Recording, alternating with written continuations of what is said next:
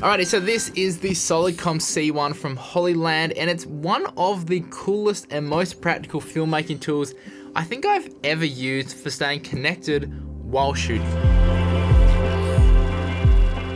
How's it going, guys? My name is Andrew Murphy from Down Under in Gold Coast, Australia. So the Solidcom C1 is a full duplex wireless intercom headset system, and it's Hollyland's first true wireless and self-contained headset communication solution with insanely good sound clarity. The system adopts DECT 6.0 technology for enhanced stability, has a range of 1,000 feet or 300 meters, has rechargeable and replaceable batteries, and is ready to go straight out of the box.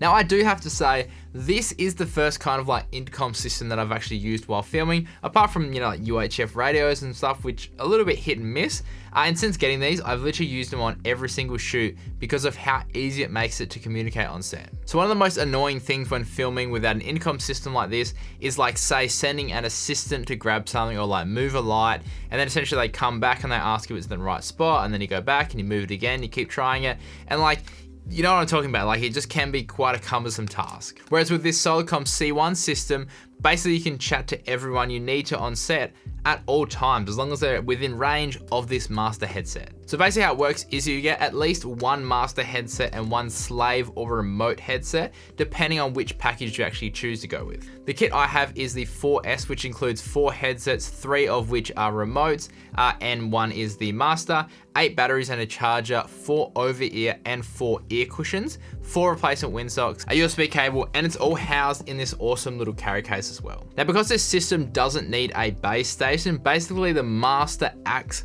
like a base station, but I guess just kind of like a portable wireless base station. And you can differentiate the master headset by this little red label here, and the remote headsets, the slaves, have a blue label. But keep in mind, because the red one is the base station, you always have to have at least this one and then one other one connected. You can't just use, like, say, 2 slaves, because they don't have anything to connect to. Now, to set it up, you literally turn it on, put it on, wait for the confirmation audio message saying it's connected, and then that's it. And then basically to start talking, you just bring it down and you're ready to go. So like I was saying, communication is super easy. Basically when the mic is up, it's muted, and then when it's down, it's active. And you also get a live feedback of whatever's transmitting as well. So basically, if you can hear yourself in your ear, then it means that others can also hear you as well. So that also means as well that if you can't hear yourself, it means that no signal is being transmitted. And I love this because it's just super simple, and you get immediate confirmation whether what you're saying is actually being transmitted or not.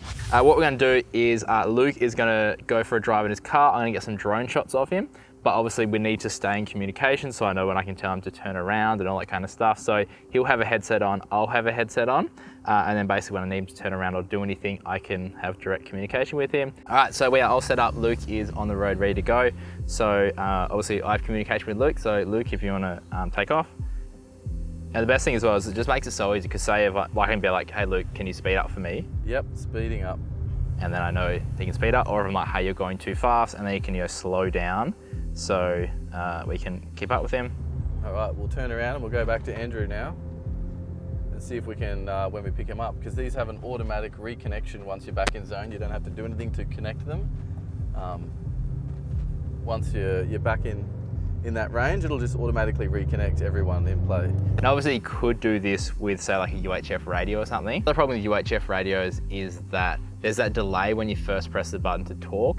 And the other thing as well is it's only really one-way communication. So if I'm talking to Luke, he can't be talking back to me at the same time. Whereas with this system, you can have like a full conversation. You don't have to worry about people talking over each other, all that kind of stuff, super easy. The other cool thing as well is, say if Luke didn't have to particularly communicate with me, he just needed to hear it, then all he has to do is basically flick up this system, and then suddenly it mutes his mic. He can still hear everything that obviously I'm telling him, but that will just turn off his mic, which makes it super easy to just listen. And then obviously again, if you need to talk to me, he could just bring this back down, and then we're in two-way communication again.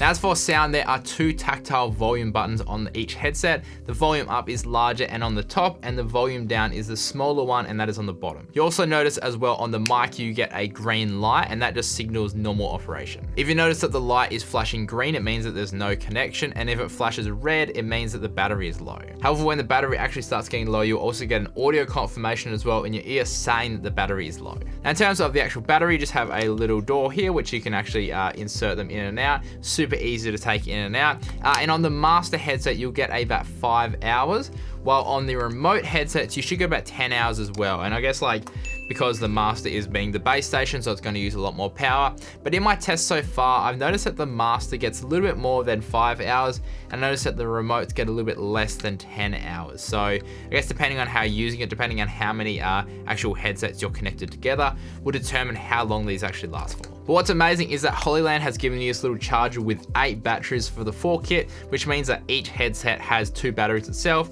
and these will last for, like I say, 5 to 10 hours, and they only take 2.5 hours to recharge as well. So basically, you'll never run out of battery as long as you have these on charge. Now, in terms of sound quality, myself and my mate Luke were super impressed the first time I actually used this system. The microphone is really able to like focus on the speaker's voice and minimize unwanted noise in most situations. And considering the amount of power lines and everything, like this maintained amazing audio quality.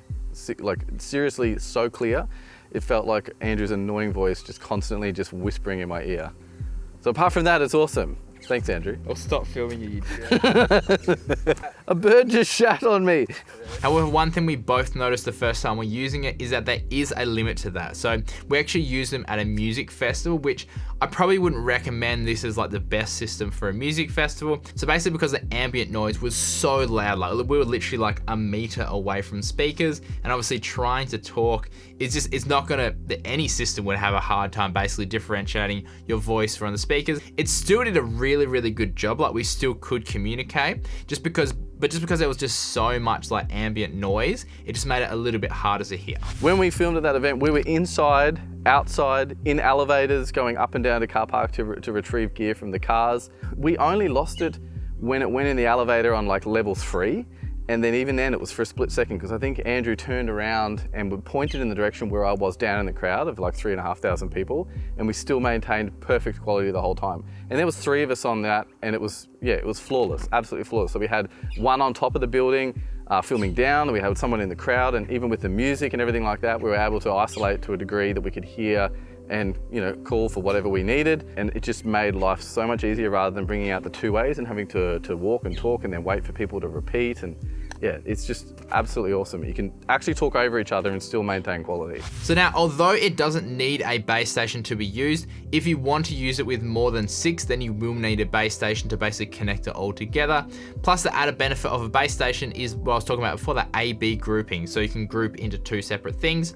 You also have a 1 key announce function, as well as XLR in and out for recording the audio as well, which is amazing. One thing I do really wish though is that the master had a 3.5mm out, because I'd love to just put like a wireless lapel system on here and use this to basically capture audio, because a lot of the time, like when I'm shooting on set, I have this down anyway, communicating with my team. So while we're shooting BTS, why not capture the audio that's coming out of this? That would have been so good. Now, another shoot I recently used these on, which made it an absolute breeze to communicate but not necessarily to shoot, was at a waterfall. So basically trying to communicate or even hear each other in close range is nearly impossible because of all the ambient noise from the waterfall itself. So basically each person in my team had a headset, and because we were near water, we basically put hoodies or our rain jackets over the whole unit itself, and we just had the mic sticking out because we know this system isn't waterproof, it's not IP rated, but it seemed to do a really good job to basically protect it and just leave this out. It wouldn't have been possible to get the shots that we did in the time frame that we did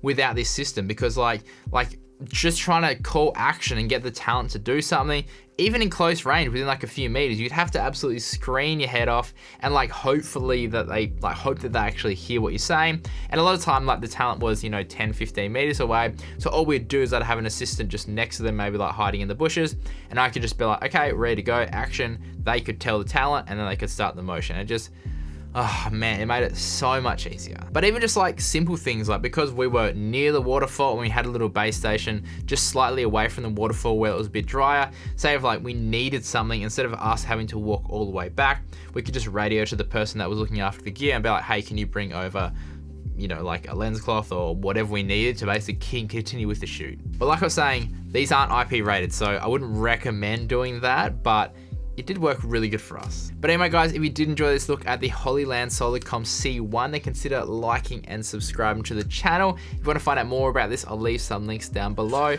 But otherwise, yeah, I absolutely love this system. I use this on every single shoot. Like, it's just an absolutely amazing product, and it makes the efficiency on my sets so much better. So yeah, definitely recommend it. But otherwise guys, stay creative and just be you.